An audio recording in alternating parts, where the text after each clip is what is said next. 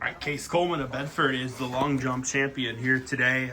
Case, as you can probably tell by the way you're dressed, it's not the best day in the world to jump, but you get the job done. I mean, just thoughts and feelings on how it went. Terrible. It was horrible. My hamstrings hurt, and I don't know. I think I just got lucky, especially with the weather. I mean, weather's horrible. Nobody's going to jump good in these conditions. I don't even think it's accurate to tell what everybody's going to jump from this meet.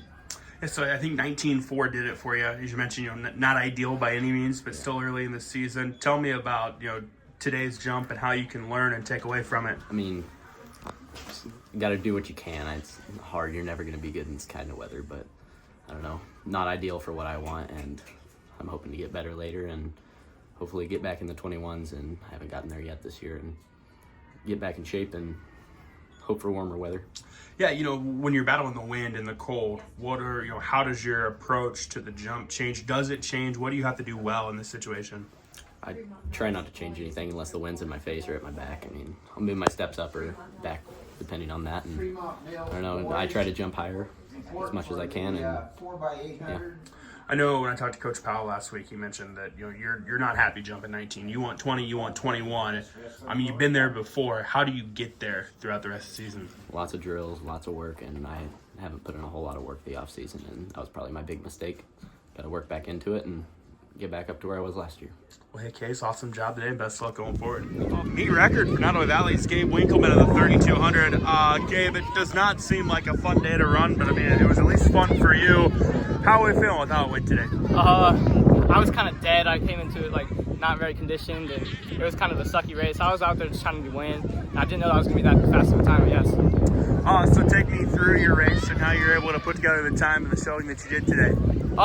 So I knew the kid who was ranked seated number 1. I knew he was pretty fast, so I just had him take the win for me, and I was trying to settle behind him. And then the last 800 meters, I tried to get ahead of him. He passed back, and I just gave it my all up my last 300. Yeah, it seemed like the first 1,600, you and Holden were kind of neck and neck, and then you were able to finish strong.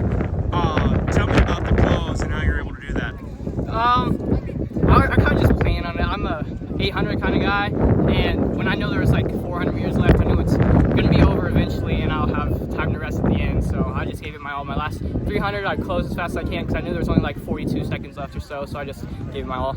I think the time was a 10:30 something. It's a meet record. Is that where you want to be early April, or how can you build off this? It was kind of just our first outdoor meet, so I was just trying to give it as best I could. I wanted to get a gold medal, but I mean, I'll take it. I'm glad I'm there, and I just want to improve, maybe break 10 by the end of the season. Well, hey, Gabe, awesome job today.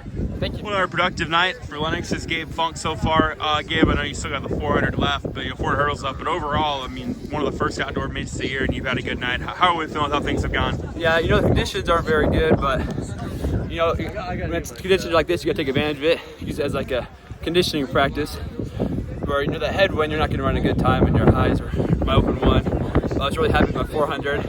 I didn't set a PR, but I still came out at about 50 flat, and I'm really happy with that. Talk about the open one. I know it's an event you toyed with a little bit last year, but not a lot. Tell me about being in it tonight and how you're able to win it. Yeah, with the spacing of how events go, I was going to be in the 200, but I didn't like how that was right before the 4 lows, so I said, storm me the 100, try to get some points, and then I go out there and won it, and a little confidence booster before going to the 400.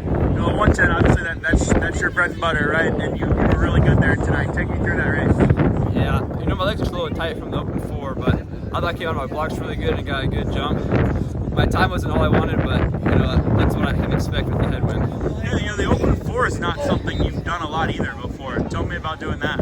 Yeah, well, last year I ran some really good 4 lows times, and then my open 4 time was a second faster, so it didn't really add up. So this year's emphasis has really been to, get my 400 open 4 time down to where it should be. We're very, very early in the outdoor season. Are you where you want to be right now? No, I would just be my goal is to get sub 50 in the open 4, and keep scratching at 52s and the 400 lows. And then my highs, I really want to consistently be in sub 15. Well, hey Gabe, best of luck going forward. Thank you very much.